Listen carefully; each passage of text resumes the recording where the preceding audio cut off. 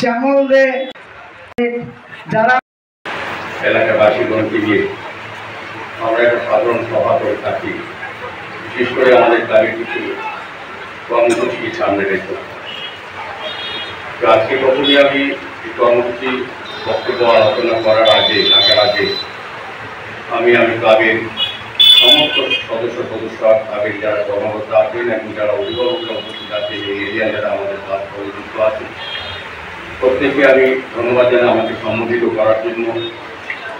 আমি আপনাদের আশীর্বাদে, আপনাদের আন্তরিক সহযোগিতায় রামনগর বিধানসভা নির্বাচনে কাজ করার সুযোগ পেয়েছি, নির্বাচিত হয়েছে আপনাদের আশীর্বাদ। কাজে আপনারা আমাকে সম্বোধিত করেছেন। আজকে আমার ভালো লাগছে, নিজের ঘরে নিজে সম্বোধিত হচ্ছি। আমার নিজের ক্লাবে আমি সাধারণ সম্পাদক, এবং এই এলাকা থেকে আমি নির্বাচিত ক্লাবটা এমন একটা জায়গা অবস্থিত আছে, এটা বর্তমানে বিধানসভার একটা অংশ এবং রামনগর বিধানসভার একটা অংশ। যেখানে ক্লাব ঘরটা আছে এটা রামনগর বিধানসভা, সেখান থেকে আমি বিধায়ক। আবার যেখানে পুজো হয় সেটা হচ্ছে বর্তমানে বিধানসভা, সেখান থেকে আমি মেয়র। কাজে দুটা ক্ষেত্রেই সুবিধা হচ্ছে কাজ করার বা আপনার সঙ্গে যোগাযোগ করার ক্ষেত্রে।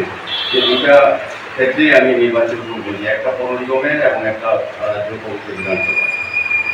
কাজে দুই দিক থেকেই আমি এই ক্লাবের সঙ্গে যুক্ত আছি, প্রশাসনিক ভাবে হোক, সামাজিক ভাবে হোক বা যে কোনো ভাবে হোক।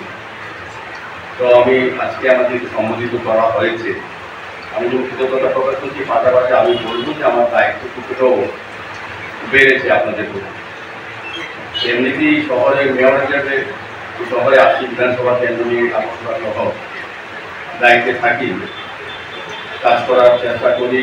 চারদিকে আগরতলাকে নতুনভাবে সাজানোর চেষ্টা আমরা করছি, সরকার, আমাদের পৌর নিগম এবং আমাদের কর্পোরেটররা আপনাদের সঙ্গে আলোচনা করে আপনাদের পরামর্শ নিয়ে আগরতলা শহরবাসীকে সুন্দর নাগরিক পরিষেবা প্রদানের ক্ষেত্রে আমরা আধুনিক বিজ্ঞানসম্মত ব্যবস্থাপনার চেষ্টা করছি, শহরকে নতুনভাবে সাজানোর চেষ্টা করছি।